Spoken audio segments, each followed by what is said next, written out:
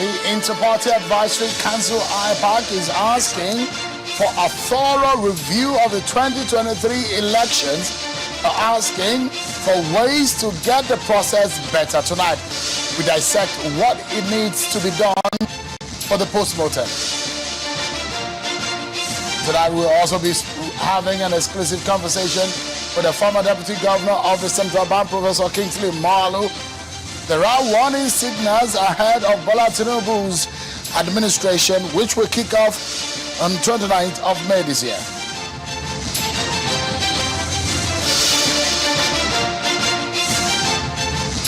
Hello everyone, welcome to the program. This is Politics Today live on Channels Television. I'm Sean Kimbaloye in Abuja. So much that we need to dig into, especially concerning what IPAC is planning and thinking about the 2023 election. A lot of promises made. There are several failures. Performances of INEC has come under scrutiny. Did INEC deliver based on what they said they will do? And considering the outcome of that election, is it acceptable by stakeholders? Don't forget, there were a lot of meetings held with INEC before that election, where those considerations, did they come to bear in the outcome of that election? These are some of the issues that we need to dissect and talk about tonight. So stick around with me. And the controversies in respect of the fuel subsidy and the proposed $800 million to be taken as a loan from the World Bank by the federal government gets our attention. Are these warning signals that Bola Tinubu and incoming administration should be weary of? Professor Kingsley Marlow, a former deputy governor of the Central Bank, will be giving us insight tonight on the program. So stay around with me, everyone. First and foremost, let's serve you with some of your political roundup stories.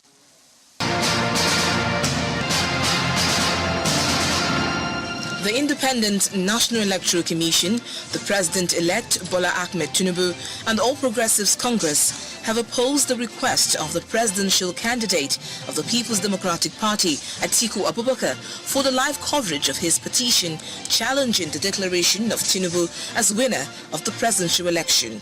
In their separate objections, they insist that the solemn nature of the court will be put in jeopardy if granted, and the courtroom is for serious business and not a stadium or circus ground. The presidential inauguration on May 29 is sacrosanct despite the litigation at the tribunal courts. This is according to the Secretary to the Government of the Federation and Chairman, Presidential Transition Council, Mr. Boss Mustafa. Mr. Mustafa said this at the unveiling of the program of events for the presidential inauguration. He says all necessary arrangements by the council and its subcommittees have been made to ensure a smooth and peaceful inauguration ceremony. The unveiling ceremony was attended by members of the Presidential Council, permanent secretaries of some ministries who double as subcommittee members, the media, and other invited guests.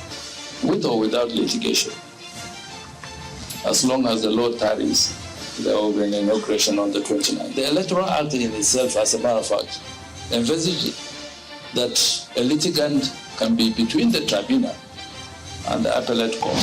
Speaker of the House of Representatives, Femi Gbajabiamila, says he's throwing his weight behind Honorable Tajuddin Abbas for the Speaker of the 10th House of Representatives to build on legislative gains of the Ninth Assembly. Honorable Gbajabiamila, who was speaking to members-elect from a faction known as the Joint Task Team in Abuja last night, said Honorable Abbas possesses the capacity to lead the 10th House and is asking the members-elect to trust him. The Speaker further explained that the speakership position was zoned to the northwest as the highest voting bloc, which contributed the most to the emergence of the APC at the top. The president-elect decided to go to the northeast. So the least he could do was to compensate them with the speakership in terms of what they bring to the table. It's as simple as that. Ahead of the proclamation of the 10th National Assembly, the Center for Grassroots Development and Crime Prevention, a civil society group, is calling on the leadership of the All Progressives Congress to allow the members of the National Assembly choose who will be their leader instead of the current zoning arrangement. Addressing a news conference in Abuja, the convener of the center, Professor Dosu Malomo, says the current and incoming administration should show the world that it will promote devolution devolution of power by promoting independence of the various arms of government. And Rivers State Governor Nyesom Wike has commissioned 2 road projects to begin the activities leading to the inauguration of a new governor in the state. The events are part of a week-long set of activities formally announced by the Inauguration Publicity Committee earlier today. Governor Wike during the event boasted of his achievements in the state, saying he will be retiring as a governor with a sense of pride and fulfillment. Thank you so much, everyone, for staying with us. Let's tell you that the Economic and Financial Crimes Commission, the EFCC, has said that there is an ongoing investigation on Governor of Zamfara State, Mr. Bello Matawale. He says there is an alleged 70 billion naira fraud investigation on the governor. The commission, in a statement today, says that the APC Powerbrook is being investigated over allegation of monumental corruption and award of phantom contracts and diversion of over 70 billion. It was at a press conference today in Abuja by the head of public affairs. As part of the extensive investigation of contracts award by the Matawale administration, especially for phantom projects in the local government areas, the commission has recovered a sum of 300 million naira from a company, Fezel Nigeria Limited. The funds were traced to Zamfara Investment Company. The EFCC investigation is a source of anxiety in government households. So, with the governor in mortal dread of his fate once he steps down as governor on May 29, 2023. As the head of public affairs at the EFCC. Let's now get into a major conversation for tonight, which is about the 2023 general election and what the Inter-Party Advisory Council, IPAC, has said. IPAC, in its meeting in Abuja, said that there is a need for a thorough review, a post-mortem of that election, and to look into details of what really happened and what went under. And they are asking that these thorough review of the process need to be done to allow all stakeholders know what really happened and how to correct them. And this will not be in prejudice of the tribunal that is ongoing. The council is reconstituting the Alternative Dispute Resolution Committee, which is ADRC, in line with the provisions of the IPAC Code of Conduct. This is to enable the political class to employ necessary in-house mechanisms to solve issues of disagreement amicably using political solutions. This will not only enhance the stability of the polity, but checkmate the onslaught of misguided politicians who are destabilizing the polity for their narrow, selfish interest. Also, ADRC will, among other things, reduce or eliminate the high cost of litigation and enmity amongst the political class. That is the national chairman of the Inter-Party Advisory Council, Alhaji Yabaji Sani. Let's get some perspective into it. If you were one of those who expected a lot from INEC, based on the promises INEC made, perhaps you need to understand tonight the perspectives that my guests are going to bring to bear on what really happened, the need for a post-mortem. There is a case in court where petitions INEC is facing, and those who won the election are facing those challenges in the courtroom. But again, there is a need to, if there are stakeholders who before the election sat together and devised the means to conduct the election, if had anything that went wrong, shouldn't there be any kind of review of the process? And that's the reason why we're going to be having this conversation for future election purposes. I'm being joined by the Executive Director of Yaga Africa, a lawyer, right activist, and election observer, Mr. Samson Itodo. Thank you so much indeed for joining us tonight. Thank you. Good evening. And also, let's get a benefit and knowledge, insight from someone who is who has a lot of institutional understanding of INEC and his workings. Dr. Mustafa Lekki. He joins us from the United States. He was a former national commissioner with INEC. Thank you so much, Doc, for joining us tonight, and it's good to see you.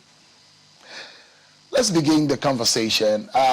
Something, you are one of those who prepared a lot.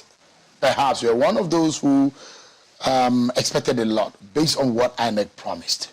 Let's begin first and foremost. I mean, you've said a lot about the outcome of this election. How disappointed are you, or what are your views about the outcome of the election?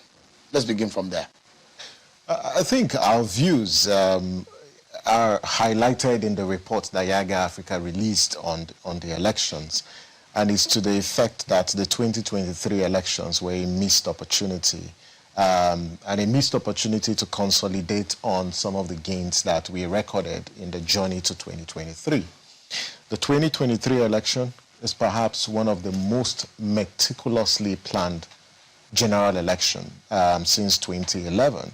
It was an election that was regulated by a new legal framework that provided INEC with the opportunity to deploy technology in the electoral process, but also early funding for the elections.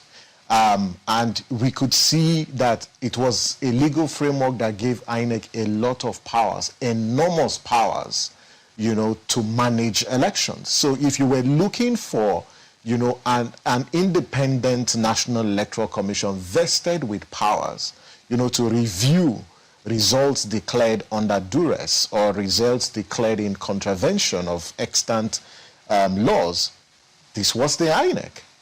But if you look through this, and I think it's important as we look at this review, that we need to consider that election is a composite of several activities implemented within a long period of time. So you have pre, during, and post-elections.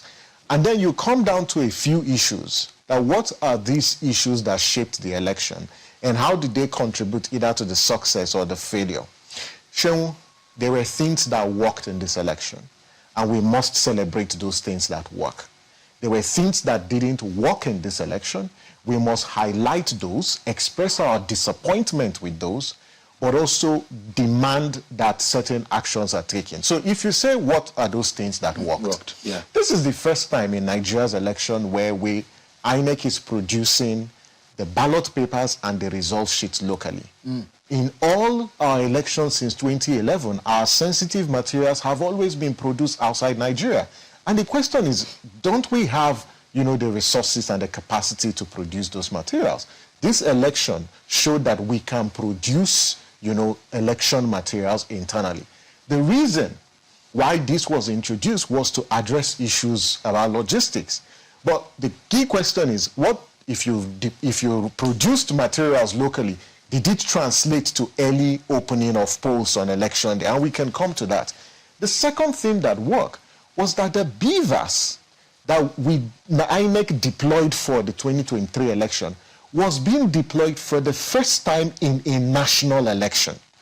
And so when it came to accreditation was largely successful, because based on our data at Yaga Africa, the beavers did recorded about 97 to 98%, performance rate when it came to accreditation. So accreditation, succeeded. I think the other thing that worked was the enthusiasm, the youth power that we saw demonstrated in the course of the elections. That a lot of young people were interested in getting involved in the process. We also saw citizens' resilience and resistance to all forms of malpractices. Now, what didn't work? And I think this is where we pay a lot of attention. The first thing that didn't work was that despite the reforms that INEC introduced, despite local production of sensitive materials, polling units opened late. And so there were logistical issues that impeded on INEC's ability to open polling units early. And you can look across board, and Yaga Africa has shared this data. And the fundamental question is, how come in an election where materials were produced locally, materials were at the state 1 week to the election, how come on the day of the election, in some states, the materials were not deployed to the polling units early? And so it tells you that somewhere, somehow, there was an attempt, and perhaps even successful attempt, to delay opening of polls in some areas across the country. It looks deliberate, right? It's deliberate. It's deliberate. And why do we say it's deliberate? INEC took remedial actions. It suspended the resident electoral commissioner for Sokoto. It suspended the resident electoral commissioner for Abia. So across board, you would see, and if you dig deeper, you discover that in some cases, the RECs and some of the EOs went on rampage, undermining the process, making it difficult. So manipulation of non-compliance with electoral guidance, and then manipulation of election results. Manipulation of election results was also one thing that went wrong.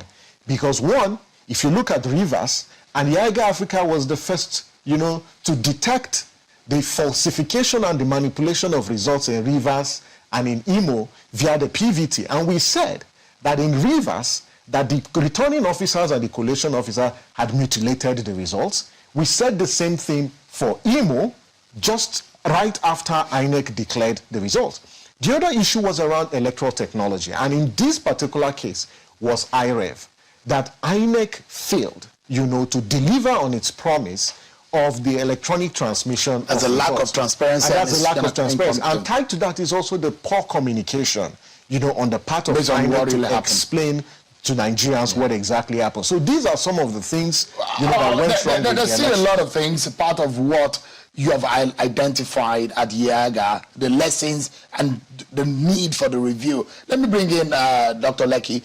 There is this independent review that Yaga has done, and now IPAC, this is a conglomeration of political parties, the umbrella body of political parties, saying that there is a need for a post-mortem. It does look to me that since the election finished, INEC has suddenly got mute and just got quiet and silent, radio silent, and we're not hearing anything from INEC.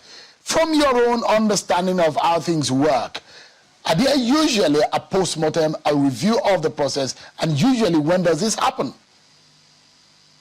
Thank you, Sharon, for having me on. I'm glad to be part of this discourse. I see my friend Todo.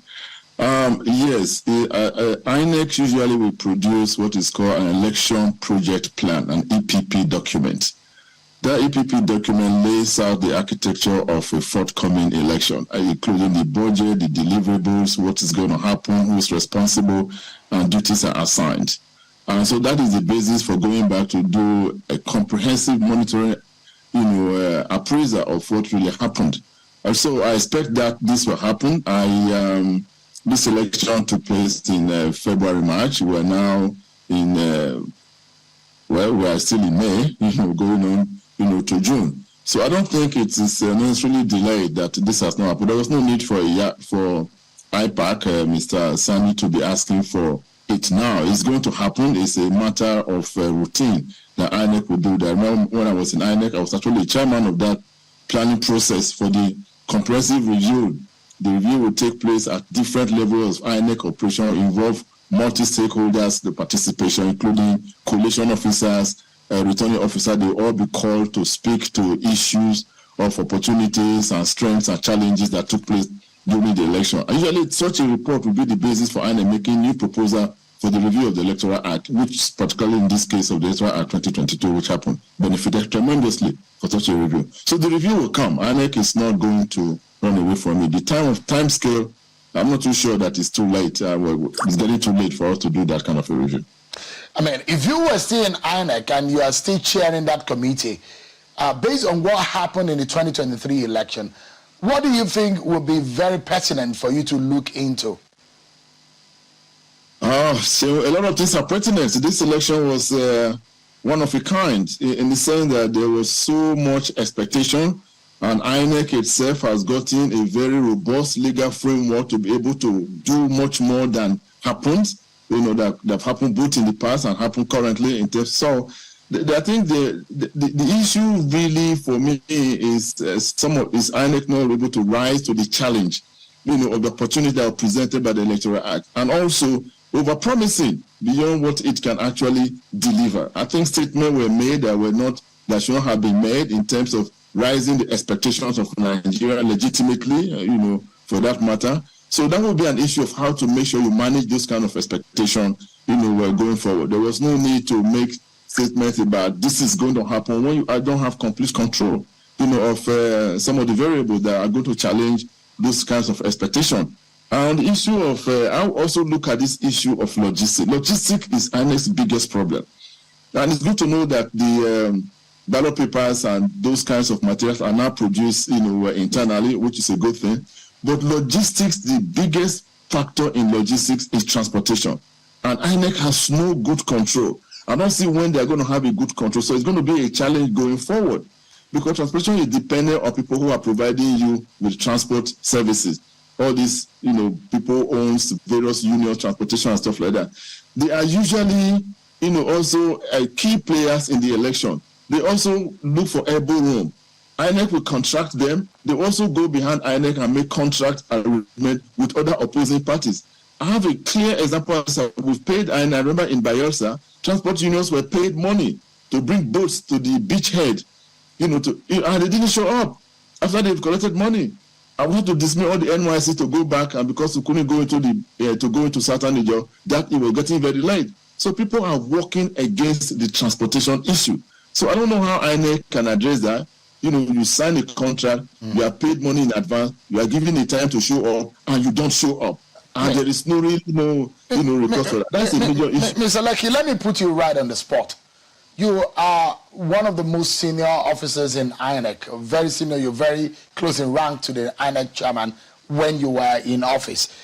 But something fundamental was wrong with the IREV, which it was obvious to everyone. If you were in the shoes of the INEC chairman, before now or by now, shouldn't Nigerians be hearing of some fundamental administrative discipline or disciplinary measure on what went wrong if a country is spending up to 305 billion or more on an election? On an election day, there was a fundamental failure in the discharge of the promises made.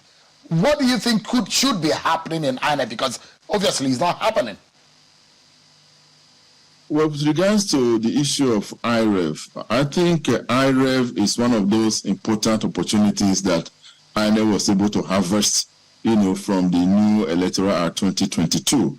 But INEC, unfortunately, failed to rise to the expectation of the promises that they made with regards to IREV. And what we need to do is not to be necessarily emotional and wanting to go to the guillotine and chop somebody's head. What we need to do is to carefully review what happened. I think INEC failed in not communicating and still not communicating. Perhaps they are working on it, but it's taking too long. This is where the issue of perception is very important to sustain people's interest and support, going forward. What really happened?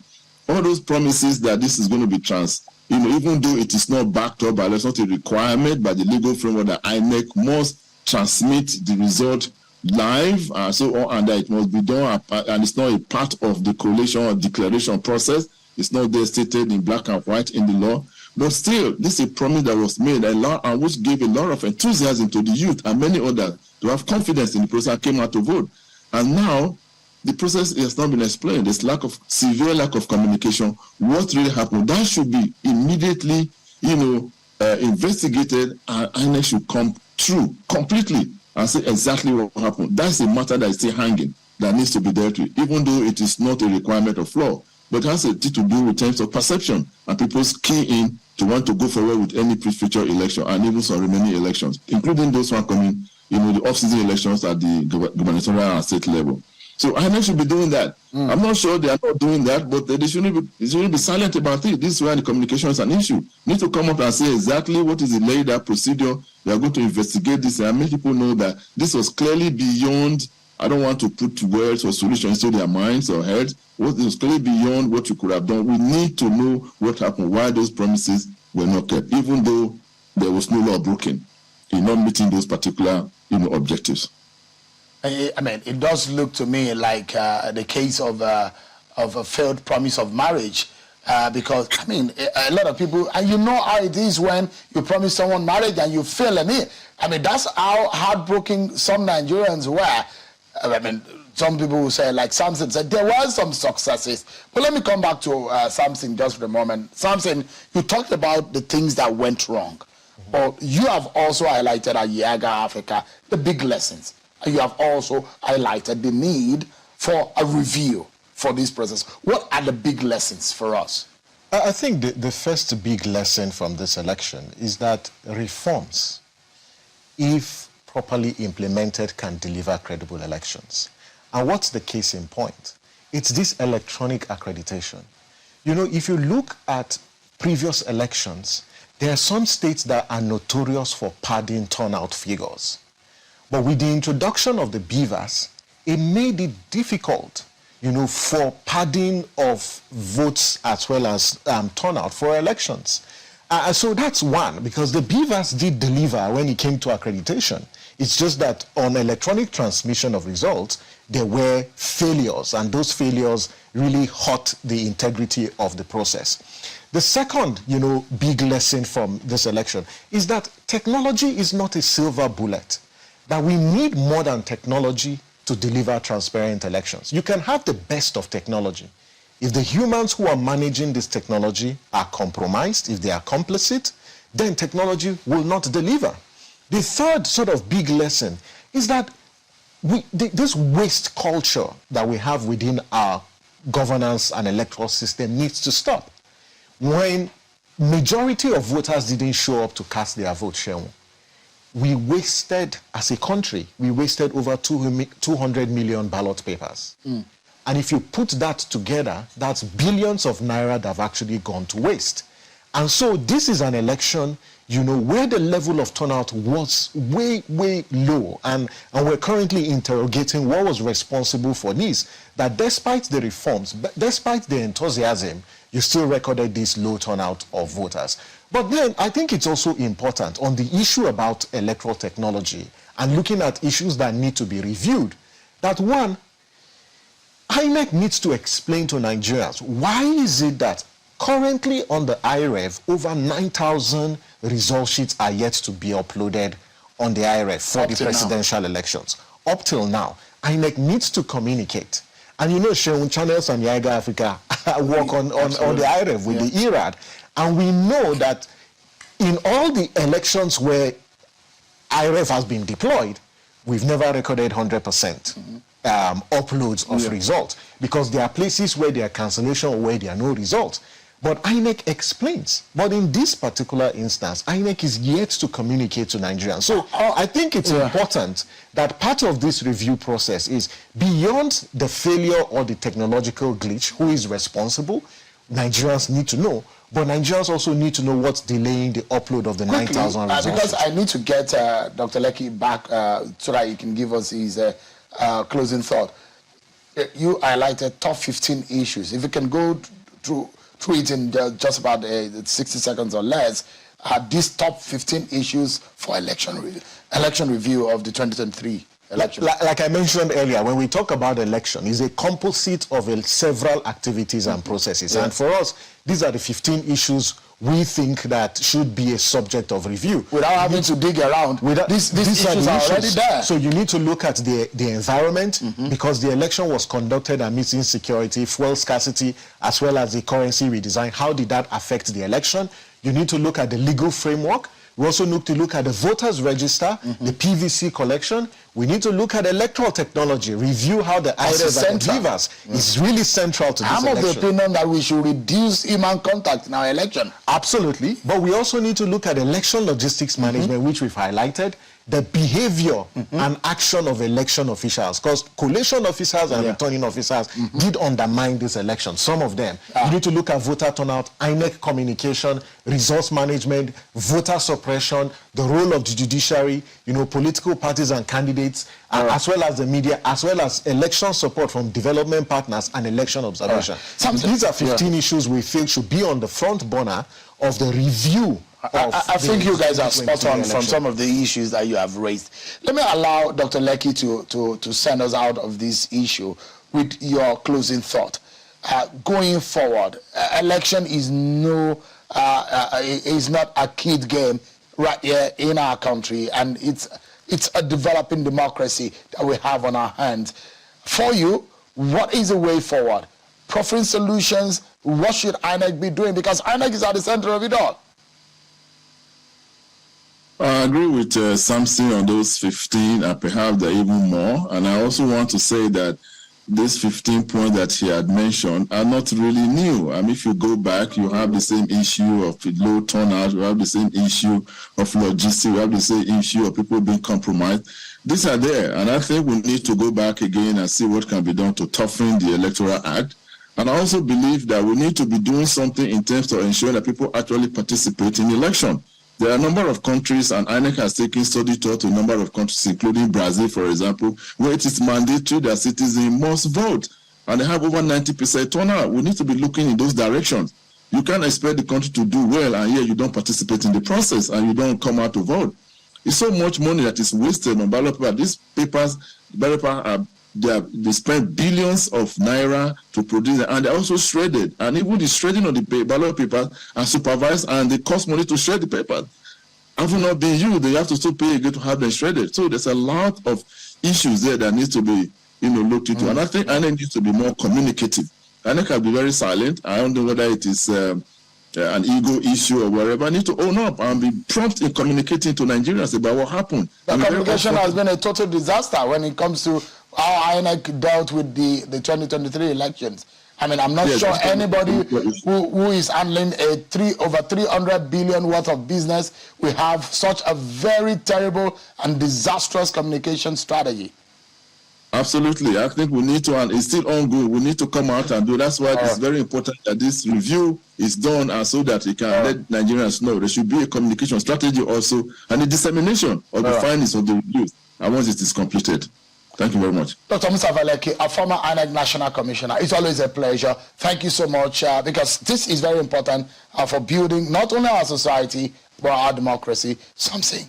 Thank you so much. Thank you. I think it's important for the public to know that yesterday, INEC inaugurated, an election review committee. So INEC has inaugurated an election review committee, including a second committee on report writing. So officially, INEC has commenced its own internal process of reviewing which they need the public to be carried along. So this is one of the bad communication process. So we wait for INEC and the committee to unveil what's the scope and the methodology, as well as how the strategy for public engagement, because the public needs to be part of this entire review process. Thank you so much indeed. Let's go and break, everyone, and when we come back, we might be focusing on the economy and what needs to be done by the incoming government. The Buhari government is already on its way out.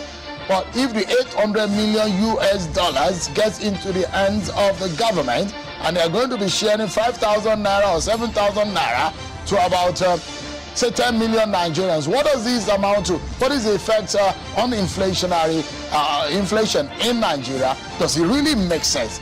We're going to make sense of all of these issues for you and what the Tinubu government should be looking out for. Stay with me, everyone. Those are Kings Lumunga will be joining us later. Thank you so much, everyone, for staying with us.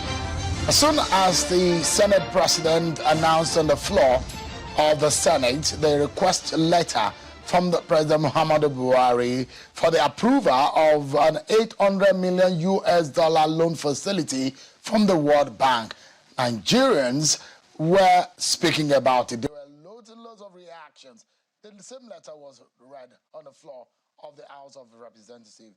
But the Minister of Finance has been reacting to this. She's saying that the story that there is a new request of the 800 million US is not new.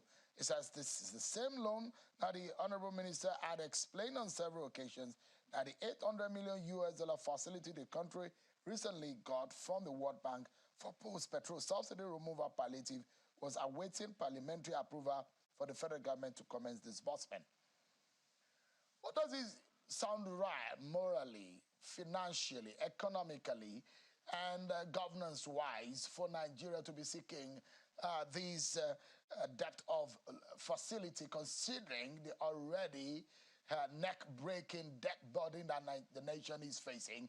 These are some of crucial questions. And there are those who have said this will even worsen the already bad situation that the Bola Tinubu government will be inheriting.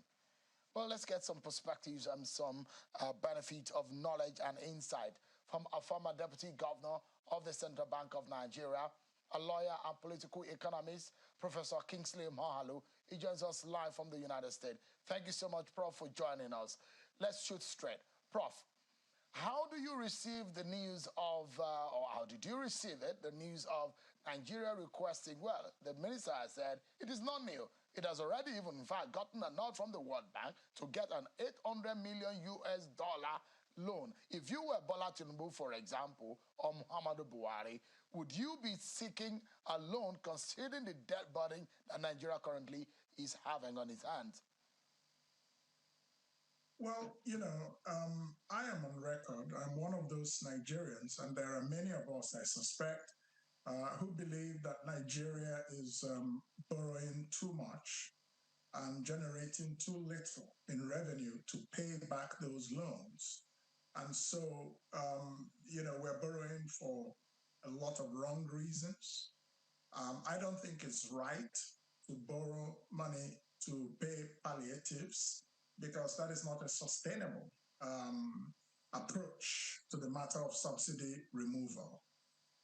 But since it's not a new loan, according to the Ministry of Finance, and it seems that they had already reached that agreement, I think it's more appropriately, given how late it is in the day for the outgoing administration, I think it is more appropriate to allow the new administration to make its own decisions as to how it wishes to go about these obligations. In terms of subsidy removal, whether or not there will be palliatives to cushion its effects and things like that.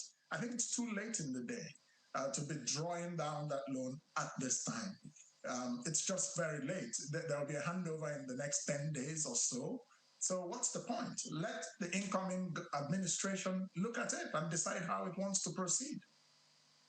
So there are those, there are concerns though, some of the facts which raises concern include the manner in which these monies will be utilized. And there are those who are asking that the World Bank should reject that offer or that request from Nigeria. And Prof, let me give you an understanding of perhaps how this money is supposed to be disbursed. It's supposed to be disbursed to about 50 million vulnerable Nigerians or 10 million households as part of its fuel subsidy palliatives. It's supposed to be a cash transfer scheme to poor and vulnerable people in both rural and urban areas, and is supposed to have been given to spent on good works, non-consulting services. 10.74 million of the 23.3 million is supposed to be part of a consultancy of this total sum. If you look at those breakdown, do you see any untoward undertone there?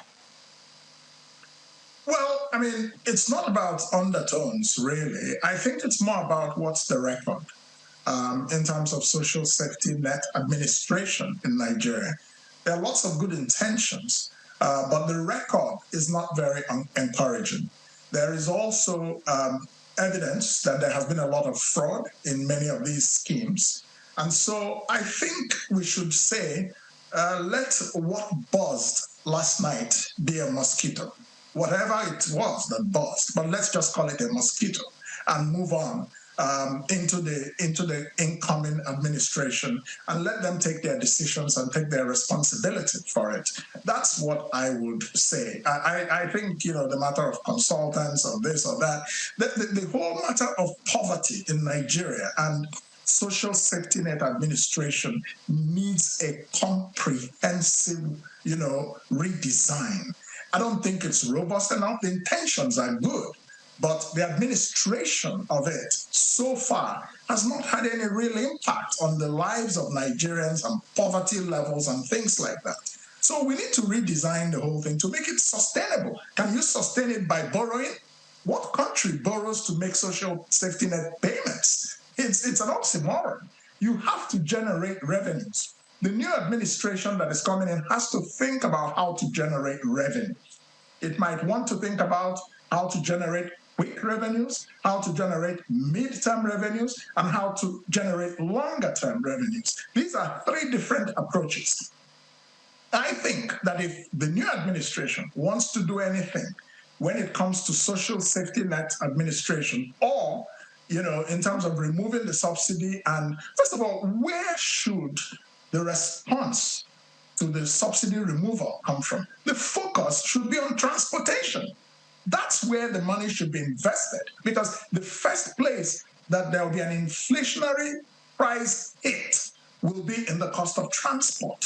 And that's where we need to go and think very deeply about how to create a transportation system that is subsidized, no doubt about it, but with a fraction of the amount of money we are using currently in paying subsidies, 5 trillion or something to that effect. With 500 billion or less, you can have an effective subsidized transportation program for millions of Nigerians. Yeah. So Bola Tinubu has made it clear.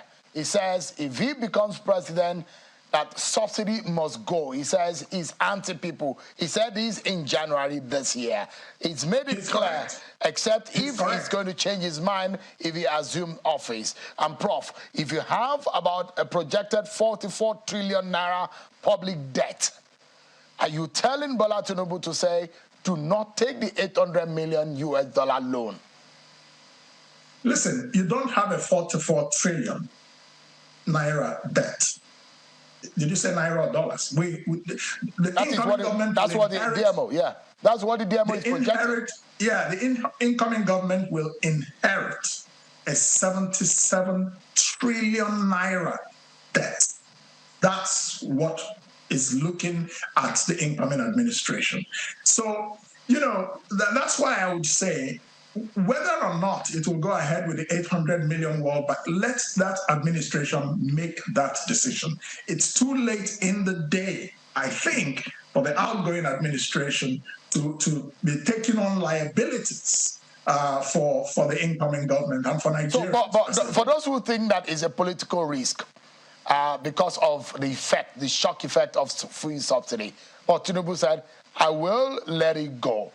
For you, listen. There are those who also think that on the very first day of his assumption of office on the 29th May, it should be one of the statements in his inaugural speech to say subsidy ends today. Do you agree?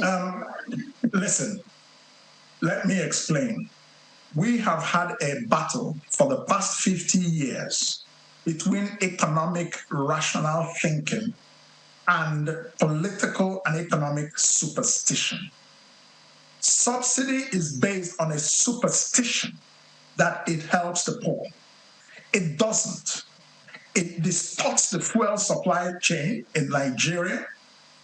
Paying that subsidy is directly increasing Nigeria's deficits, fiscal deficits. Every year, Nigeria is spending far more money than it is raising because it is committed to paying a subsidy that benefits far more the wealthy people and their SUVs than the poor people, many of whom are carless. Subsidy is based on a fraud. The numbers of cars and the consumption of petrol in Nigeria, we all know, is highly inflated because there is a subsidy cabal. And they work in cahoots with some people in the public sector. So this is a drain on Nigeria's resources. It's a drain pipe. It's wasteful. It's not efficient. And it is just making the government broke every year. And every year, a government that is broke continues to borrow more, presumably to make itself less broke. But that doesn't happen. It's making itself more. So subsidy has to go. The question is, and it's for the new government, you have to have the political will. But you also, I personally believe, have to educate Nigerians about why the subsidy has to go. Because many Nigerians, one, they do not trust the government. Because of the humongous amounts of corruption that we have seen in the public sector in Nigeria, many Nigerians believe that the only thing they benefit from government is cheap petrol. So you see, that's where the superstition comes. But they don't understand that this is one of the reasons we have huge, fuel scarcities in our country, because people import these things, it's subsidized, then they go and sell it across the border to our neighbors in West Africa, where petrol is not cheap. So they make a lot more money by doing that. And that means the petrol is not available for Nigerians. Yeah, Prof. So that's the point. I mean, I probably just, I mean, there is a connection though from what you're saying and an area that you know so too well, and that is the monetary policy. I mean, if someone like Femi Falana had come out to say there is a bad situation where the Nigerian economy has been dollarized, that paying for commodity in dollar in a naira economy, it's an anomaly. And I'd like to know what your views. I mean, in fact, he was clamoring that Nigeria should join the BRICS. What are your views on that? Well, of course, many people believe that Nigeria, if it were to be operating at its rightful level, should be part of the BRICS countries. So maybe you might then call it the BRICS. But we're not at that level. That's just the fact of the matter. The BRICS, there's been a report about the BRICS having some sort of currency union, and that's not true. These countries are very diverse. They cannot use one currency. The dollar is the major international currency of transactions. And because we lack foreign exchange, inflows, and there's foreign exchange scarcity in our country, a lot of things have become dollarized. But if we reconstruct our economy such that inflows of foreign currency into the country become quite significant, such that Nigeria becomes a productive economy and exports goods, there will not be this problem of dollarization because the naira will find its proper level. And, the more the market determines the allocation of resources, the more the price levels become realistic. Listen, when NITEL was scrapped and the whole question of SIM cards and telecommunications were privatized, initially it was all very costly. To buy a SIM card could cost you as much as 30,000 naira. Today, you can get a SIM card for almost free. This is what happens when you use market mechanisms. Nigeria has a very weak administrative state at this time. And so we need to allow the market to allocate resources while we rebuild state capacity. Now, subsidy in itself is not a crime, but we should subsidize production, not subsidizing consumption. What we're doing with the petrol subsidy is to subsidize consumption, so that's not a productive subsidy. It doesn't contribute anything to the economy. So this is why I believe, and I believe the incoming administration has made it clear that they intend to remove subsidy. So, and I think that's a good policy direction. Yeah. The point is, what do you invest in to cushion the effects of the subsidy? And you should educate people as to why the subsidy has to be removed. No government has had the political will to do this, and no government has gone ahead to actually educate Nigerians on the economics of subsidy removal. This must happen in the next dispensation because the time to bite the bullet is here. We can no longer, we can run, but we cannot hide. And I think we've come to that stage. No longer. In fact, there was an expert who was saying to me that it's a very horrific moment to lead a country as Nigeria because of the challenges. I mean, not a good time to be a leader in any of the states, not even at the center, because of the enormous burden of leading this country. Any little slip and economy will be on his knees. That's how fragile things are looking right now. But, I mean, I'm sure a lot of people who voted, along different party lines, at this point, when the elections are over, they probably will be bothered not about the voting, but about the food on their table and the monies in their pocket. The question is, how will the incoming government be able to cope and lead this country in such a way that revenue that this present government says is a problem to us will become something of the past? What do you suggest should be done urgently? Because there are those who believe that there are needs for urgent attention and urgent policy decision to be made by the incoming government as fast as the second day of assumption of office. Do you think so? Yes, I think so. What the incoming government does within the first month within the first 2 months, and within the first 3 months is what will determine how it goes as a government and how the country goes. So there's need for confidence building. There's need to rally Nigerians around. There's need to plug the loopholes of waste and corruption that we all know suffuse the architecture of governance in Nigeria. There is need to focus on revenue generation, not more and more borrowing. No, that's not the right way to go. You can never borrow your way out of the kind of crisis Nigeria finds itself today. You know, the secret of holes is that when you should know when you're in a hole to stop digging and to begin to look for your way out of the hole. Continuing to borrow in huge amounts is to keep digging ourselves into a hole. So, what should the government do? I believe, just my own personal view, the government needs breathing space for the short term. And that breathing space should focus on two things.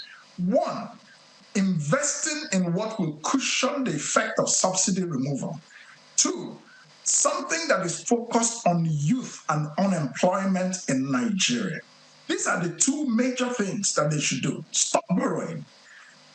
Find some resources. If it means some asset sales that can give Nigeria maybe 10 trillion naira or so, you know, for the first 6 months to 9 months, so that the government can have space to do one or two things that can generate confidence and plan for the sustainability of those policies. This is what I would focus on, generating the confidence of investors with its policy direction and the kind of appointments it makes to important public sectors, especially the economy and security. These are the two things that will determine whether confidence will return.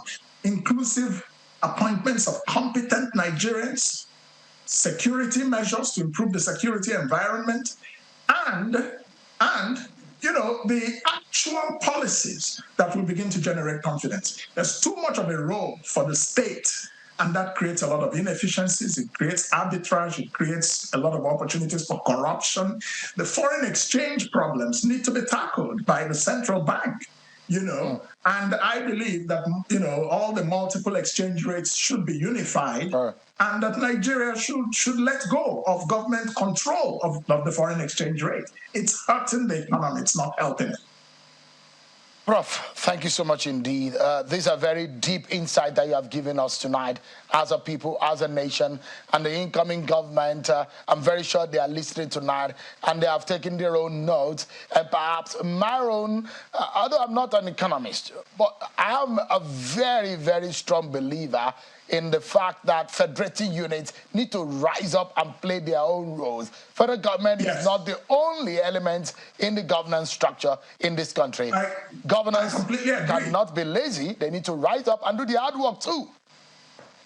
I totally agree, but that tasks the incoming government on the matter of constitutional restructuring back to a proper federalism. It's one of the things that will also determine whether the government succeeds or not. If the government caves into vested interests and refuses to devolve more and more powers, then they're not doing the right thing. You know, but you need to carry people along. You need to make the case for why restructuring favors every part of Nigeria. And the economic case for restructuring is completely unassailable. It is watertight. Thank you so much. Kingsley Mahalu, the former deputy governor of the central bank, a lawyer, an economist, and a former presidential candidate. Thanks so much indeed for your thoughts tonight. I appreciate it. Thank you. Thank you for having me. Thank you so much indeed. That's our show for tonight, everyone. Many thanks for watching. I'm sure I'll see you tomorrow again at 7 p.m. God bless Nigeria.